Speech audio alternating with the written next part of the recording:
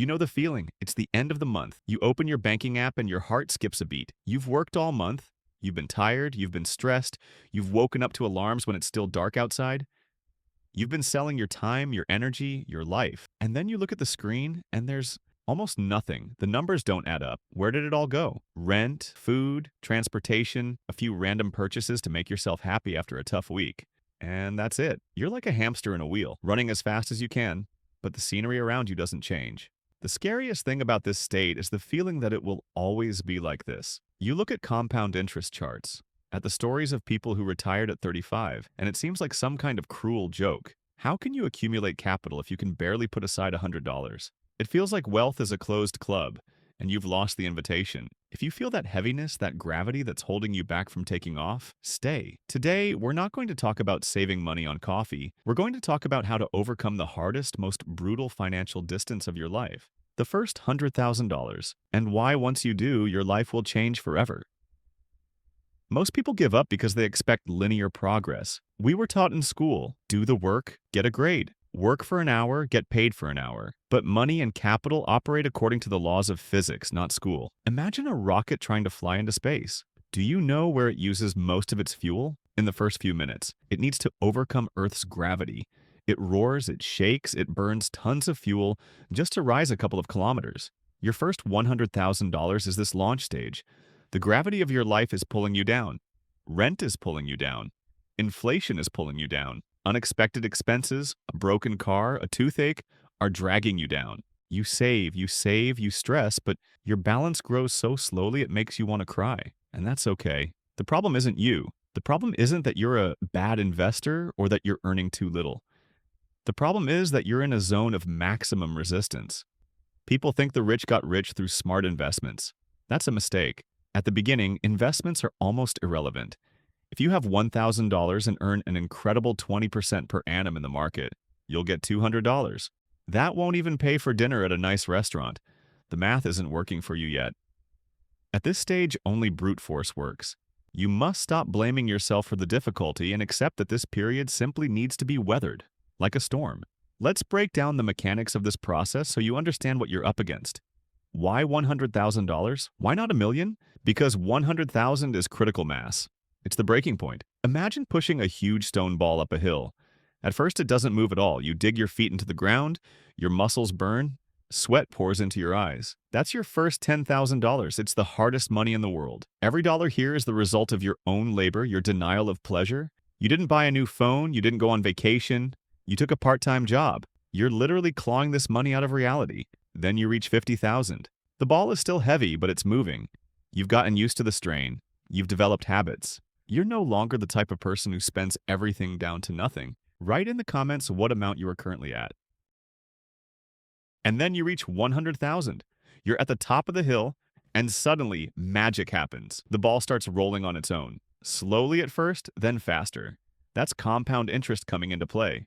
Look at the numbers. Let's say you have that same $100,000 invested in a boring index fund, earning 8% annually. Over the course of a year, that capital will earn you $8,000. That's almost $700 a month. You didn't do anything for that money. You didn't wake up early, you didn't put up with your boss, you didn't sit in traffic. The money simply appeared because you had capital. $700 a month. Perhaps your rent, or your groceries for the whole family. At that moment, your financial life changes fundamentally. For the first time in history, you have a second employee, your capital. And this employee never gets sick, never gets tired, and never asks for time off.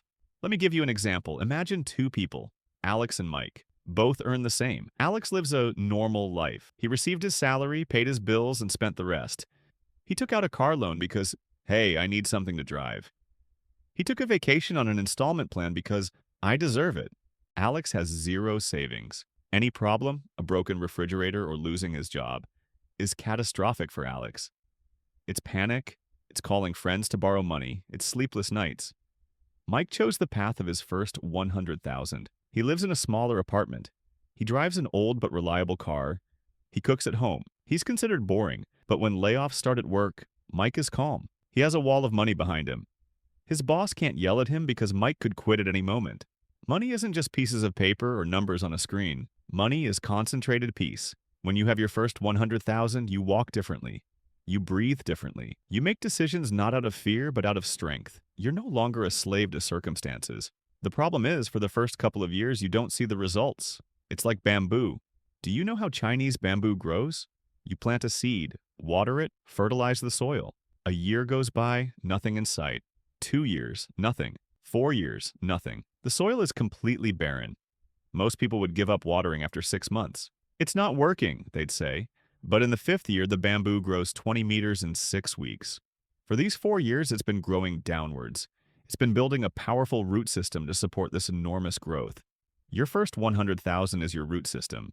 You don't see the fruits, but you're building the foundation on which you'll later build a skyscraper. How do you navigate this path without going crazy? You need to shift your paradigm. You need to stop treating savings as a deprivation.